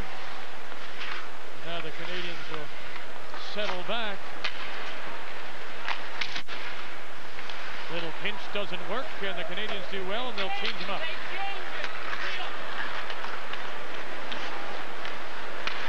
Ricci has the pass cut off. Ricci was looking for Adam Graves over on his left-hand side. Canadians did a good job of trapping in the neutral zone, something they've got to do very effectively in this third period. Julian does a nice job, has Petrov, Gilmore, Zednik, that's the front line, oh my. And he runs into the forearm of Scott Hannon and goes down. Here's Petrov, make a play, oh, he rings it off the post. Petrov had Nabokov beaten.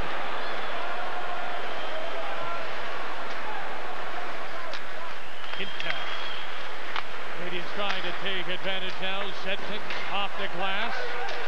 Gilmore will head to the bench.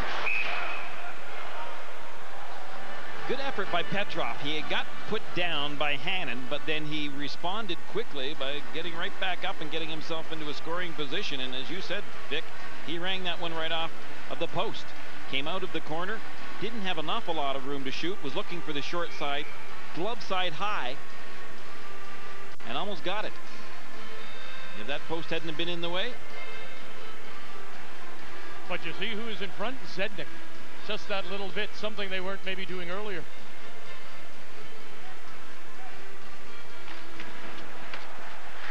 Boy, he's been terrific on the face-offs. Perot won another one there. Ribeiro, Berezin, no Ojic this time. Come on, somebody take it, Nabokov is saying. Help me out, boys. Markov, and finally they do. Harvey wins it. Long shoot in, rebound. Berezin, quick outlet, and Ribeiro finds the handle. He has Perot. Berezin down this left side, and that'll find him there. Now Perot. Ribeiro in front. Oh, he couldn't get it. Had it on the forehand, but couldn't pull it. And now it's dumped deep. Berezin. Markov has Perot. Ribeiro is wide right. And the pass cut off neatly by Hannon. Those cross-ice passes very seldom work in the league anymore. Unless you know that somebody is absolutely wide open with nobody in between, they're almost dangerous to take. And especially with a team like San Jose, who traps pretty well in between the two blue lines. Eichhaus. Cross ice, and this is Dackle for Juno and too far. 9 minutes gone here in the third. It's sort of settled down now. As both teams had their little flurry and now decided to tighten up because Poulos is brought down by Damphouche, and then he coughs it up. Juno can't get away. Poulos, can you do something? And he'll just dump it in.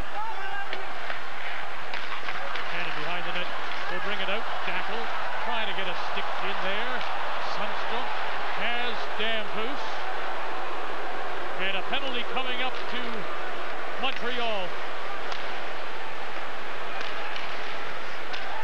Sundstrom, there's a cross ice that works. Here's Ricci. Danfus going to the front. It'll go behind instead. Delayed penalty in front. Behind the net, Ricci. Sundstrom trying to jam it in front. Sundstrom now. Hannon's at the point. They'll go back. Ricci coughed up, and finally the Canadians will touch it. The penalty coming up to Montreal. Well, a high sticking call going to the Canadians, and for the San Jose Sharks, it's just what the doctor ordered. 10:09 remaining in this third period of play, and now a power play opportunity for the Canadians. Dacko got his stick up too high, and as a result, he sits there.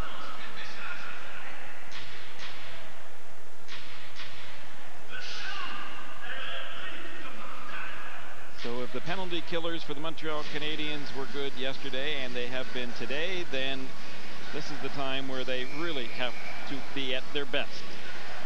Just the second penalty of the game taken by Montreal.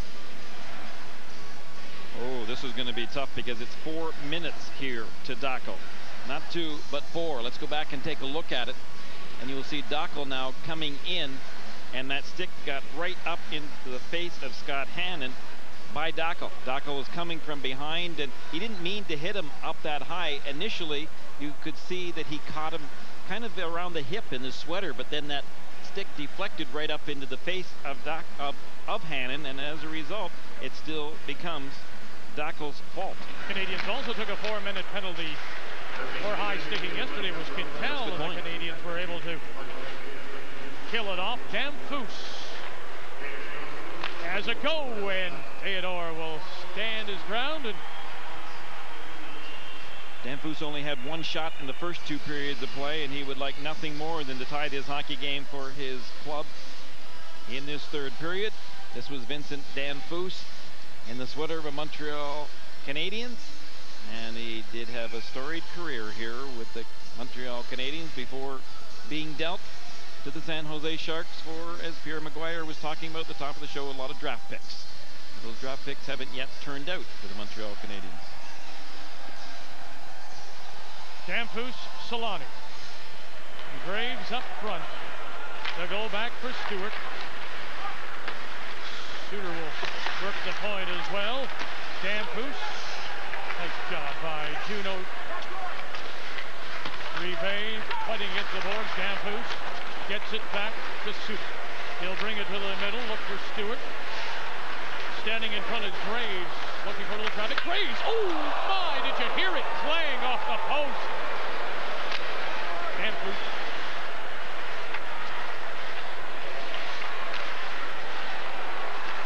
Working that stick like a windmill out in front.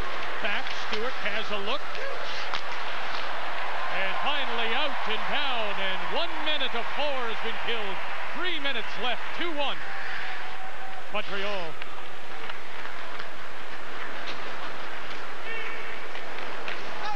Suter. And he'll pile it in. Stewart around the glass. Petrov under pressure right away. It'll come back for Suter. Van Allen can't get it out. Up and over Solanic. And nice job down the ice. And now Van Allen.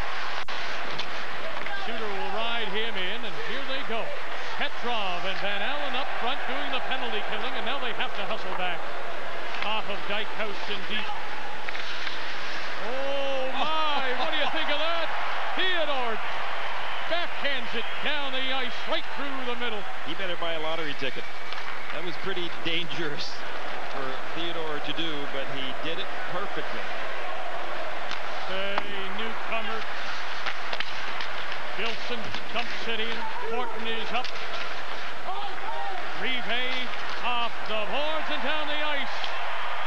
1:50 to go in the 4-minute penalty to Dacko. I'm still a little bit of shock that José Theodore tried to make that clearing pass himself, that clearing shot right up through the middle.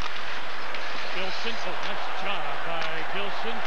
Quintal gets it down to the center red line. Hannon this side. Gilson Fires it back in and off a stick and into the crowd. 1:32 to go in Dackel's penalty. Well, everything was going right for the Montreal Canadiens, killing off that penalty. So far, anyway, 1:32 still remaining. But for José Theodore, everything's been going well for him lately. But let's take a look again, folks, after that puck went right off of the post.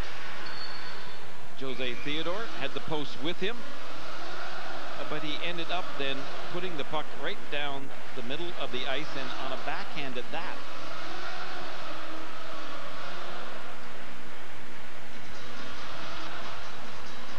The San Jose Sharks were trying to get set up.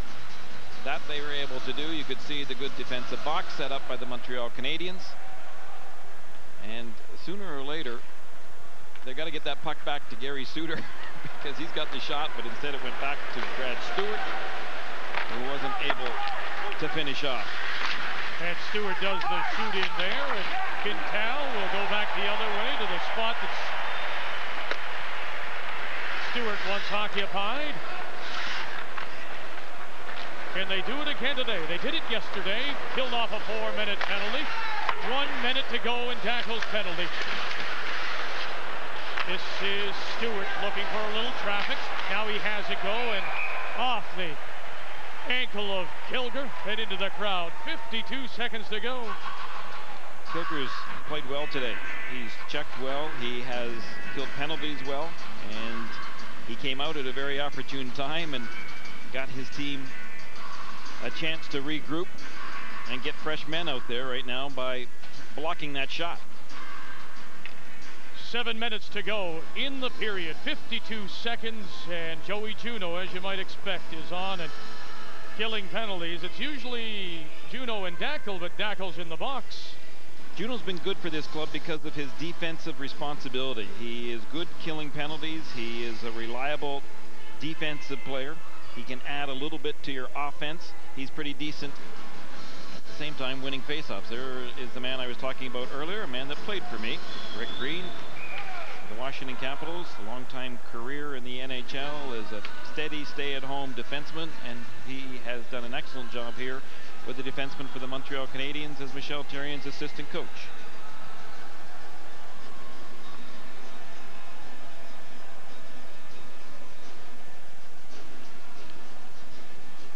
Resetting the clock, putting a second back on. 7 minutes remaining in the period. 52 seconds if they can put the second back on the penalty as well. And that's what we're waiting for now. And you can see the official is over to the timer. He's done it with the period clock now on the penalty clock. Dackel will have 52 remaining. You see Gary Suter out there in the point for the San Jose Sharks on the power play, along with Jeff Gilson, a good young offensive-minded defenseman for the San Jose Sharks that was recently recalled from Cleveland. Gilson is 6'3", 219 pounds. He's only 21 years of age. He was their first-round draft pick in '99, and he has got some good offensive capabilities. He's already played in 29 games previous to this season for the Sharks. I get the impression they're going to hold the penalty clock. They can't reset it, Gary, so the official is telling Daryl Sutter, look, we're just going to hold it for 1 second and then let it go. How's that for lip reading? Very good, Vic. Thank you. But you're bang on, too.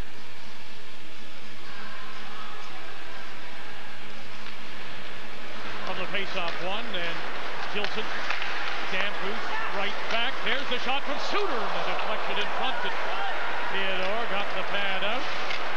40 seconds remaining. Van Allen is up and checking, but there you go. You have Alani trying to break through, can't, and try to do too much by himself. Well, that's a rookie giving it to the veteran, and Suter at 37 years of age is still their best offensive defenseman. Well, here's Suter trying to break through under pressure from Juneau, and it'll squirt out over the blue line. 15 seconds remaining in Dackel's 4-minute penalty. Suter will just dump it in, Solani, and it's called on the offside. And boy, the Sharks, for a 4-minute penalty, are finding it tough out there. And Timo Solani hasn't done anything out there today. And Vincent Danfus has struggled somewhat offensively today, as Vincent Danfus has struggled this last month. He hasn't had a good month and a half, actually, offensively. He's finally scored in Columbus, as we pointed out earlier, but for him and Timo Solani today, they're two key guys that San Jose counts on, and especially when they're down by a goal, as they are right now. Timo Solani has really been somewhat invisible out there. 5 seconds to go in the penalty, and wait for this as the crowd comes alive here at the Molson Center, and Dackle is back on. 6 minutes to go in the third. 2-1 Montreal. And punched to the center ice and down, and Hannon is back. And Petrov is up to forecheck. Gilmore, Petrov, Sednik on for Montreal through center ice. And this is Petrov trying to sidestep Harvey, and does. And Bouillon lays it off for Petrov. Gets by Marleau and then goes down. And now Gilmore. Nabokov the other way past Sednik. And here they come. Korolev to the blue line for the Sharks. Will try to go around Barkov and can't. Rivet now takes up the chase behind the net and wins it there. Marchment backhand goes nowhere, and here we go. Cross ice, Petrov. Rivet is up. Perreault is jumping into the plate. Sednik has a fire too, and off Marchment's ankle. Oops, that hurt. Here we go. Petrov save Nabokov. Petrov scores. Montreal leads it 3-1.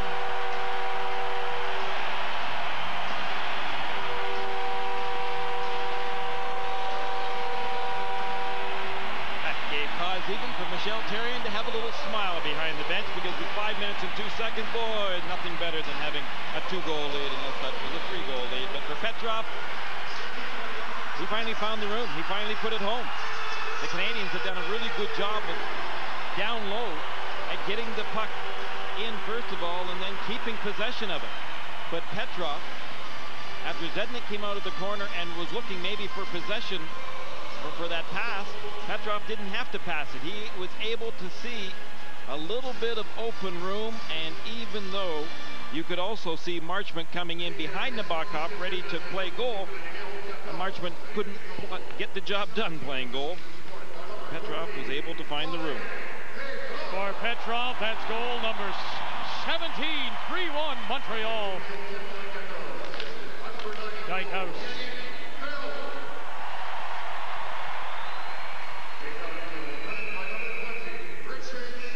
Perreault and Sednik getting assists on the Petrov goal.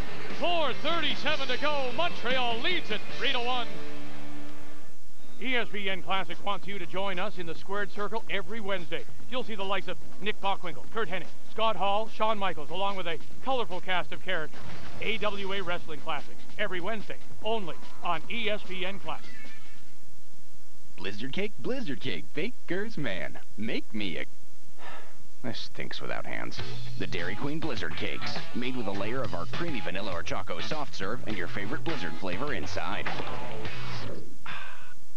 Hello, I'm a Mac. And I'm a PC, here with good news for anyone who's ever been frustrated by Vista. Oh, you're fixing the problems. No, I'm making them easier to live with my new line of calming teas. There's Crashy Time Chamomile, just the thing to soothe the nerves after a Vista-related crash. Or if Vista's making your applications run slow, there's Pomegranate Patience. Now, mornings are raspberry restart time for me. That's great, PC. Also afternoons, but... We should move on. Yes, let's move on, Mac, to my line of Vista stress-relieving bath salts. Have 50,000, going once, twice, sold to the gentleman in the center. I want to go ahead and sell it now? Constantly buying and selling stocks doesn't make much sense either. That's why Edward Jones advises clients to buy long-term investments.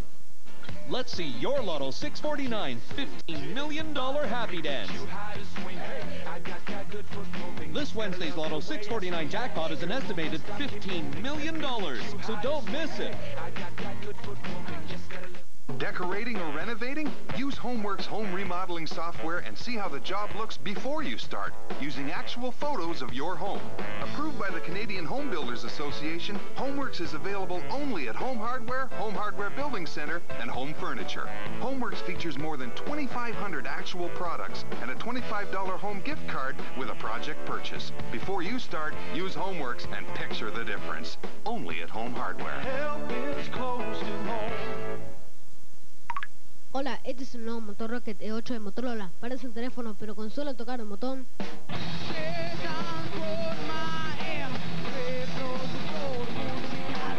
usa la rueda de navegación para buscar entre tus contactos y si pones al modo musical Escucha tu música favorita.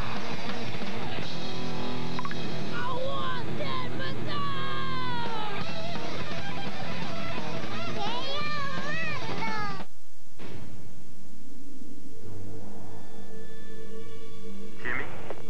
Casey? Dale? Yeah, man. Let's rock.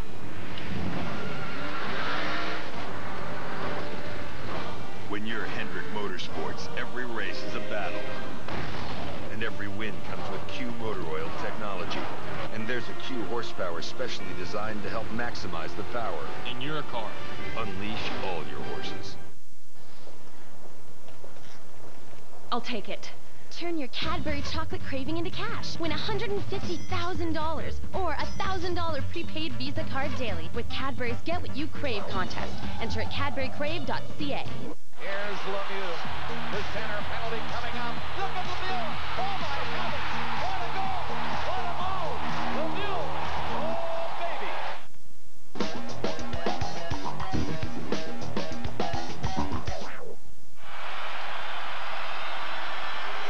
Petrov's 17th assist to Perreault, and Zednik went for Perreault. That's 2 assists today. Well, the right guys are scoring right now, with Perreault being part of 2 of those goals, Gilmore, Berezan, Petrov.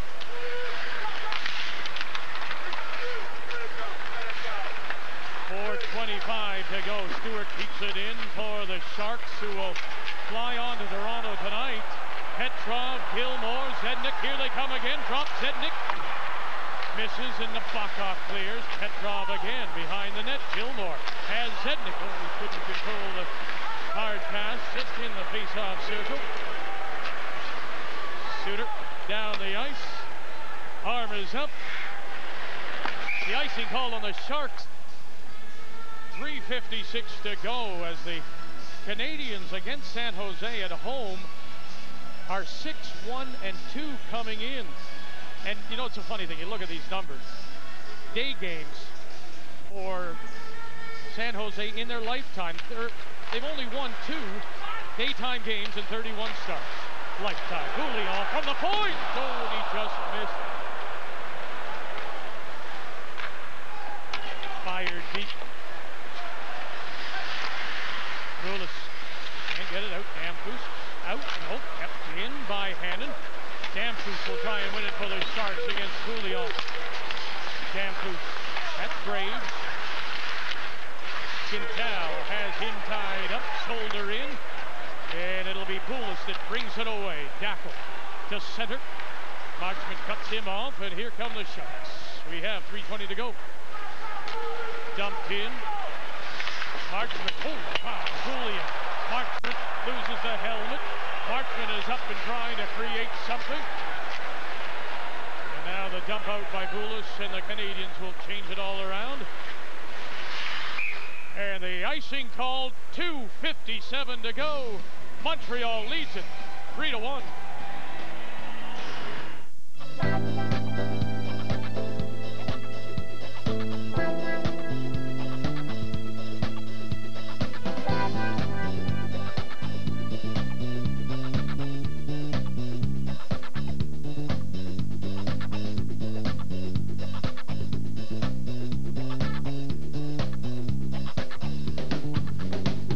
ESPN Classic is vintage cool. Call your local cable or satellite provider to order today. At Infinity, we anticipate that you will constantly be surrounded by things you'll need to avoid. Introducing the all-new Infinity EX with the world's first around-view monitor. Ordinary is seeing behind you. Extraordinary is seeing around you. The all-new EX from Infinity.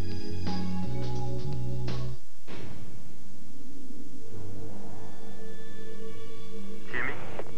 Casey? Dale? Yeah, man. Let's rock.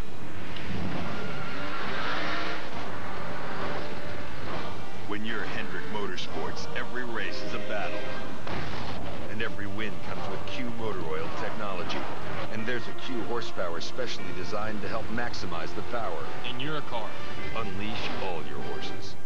Cake time. Yeah, I got it at DQ. Oh.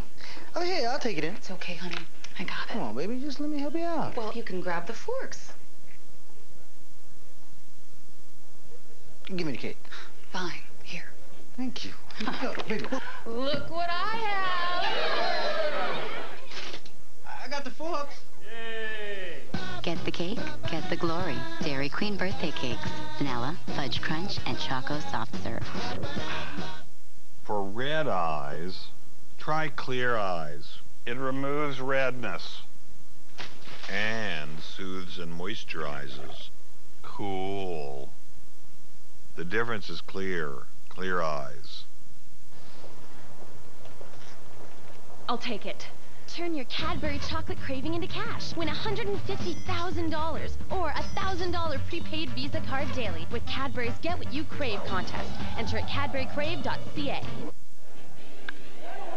This will get a run home, maybe more. Mosby going back, looking up, out of here, and into the black seats, the hitting background. There aren't many leadoff men who can launch one like that to dead center field. Canseco bids for the second homer of the inning. If it's fair, he's got it. Whoa. And it settles into the upper deck. Oh, my goodness. A double by Weiss and a pair of monumental homers from Ricky Henderson and Canseco.